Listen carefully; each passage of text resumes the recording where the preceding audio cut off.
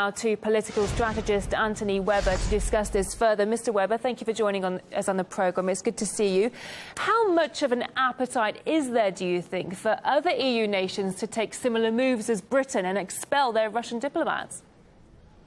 Well, I think there's a bit of a mixed message there because they're not actually expelling the ambassador. It's just a move perhaps to please Theresa May. I don't think they're convinced at all.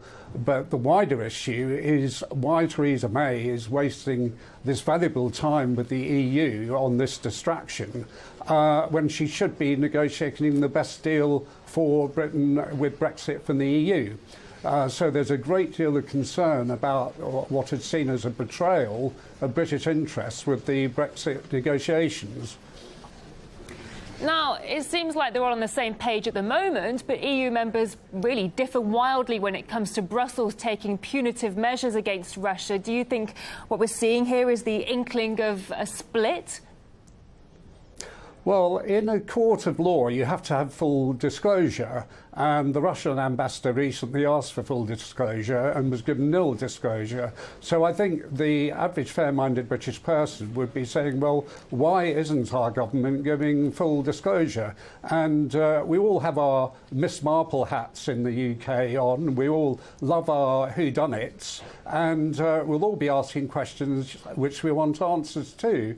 And as we believe in fair play in a court of law, we would want to have fair play for any attacks on Russia. We'd want to have the proof and the evidence, and I don't think any EU leaders who've gone along with Theresa May have seen any evidence at all. Interesting move by the Belgian Prime Minister. He expressed solidarity with the UK but pointed out his country wants dialogue with Russia. Why do you think it wants to go down that route? Well, of course, any sensible country wants dialogue, and one has to ask what is actually in Britain's best interest, because I believe in what is in Britain's best interests. And Britain's best interests, after leaving the EU, are to set up some new trading arrangements. And, of course, Russia, as one of the major powers in the world, should be a power we should be negotiating a deal with. And by these actions, it's made it more difficult for the UK to have a trading agreement with Russia, which I think is not in the UK's interest. As we were just saying, the EU's recalled its ambassador from Moscow. It says it's for consultation. What do you think is on the cards here? Do you think it suggests that some bigger moves are being lined up?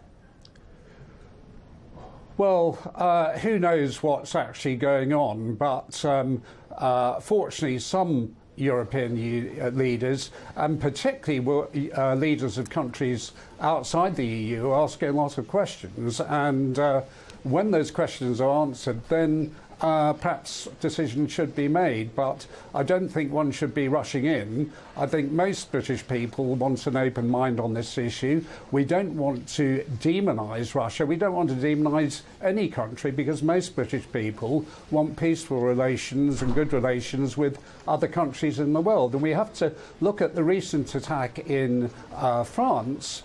We have a common interest with Russia in fighting Islamist terrorism, and Russia's doing a very good job of that in Syria, and we need to be more allies with Russia. We seem to be more keen on being allies with Saudi Arabia, who have been fomenting Islamist rebels in Syria. So we need to look at what is actually in Britain's best interests rather than what is in the interests of other countries in the world.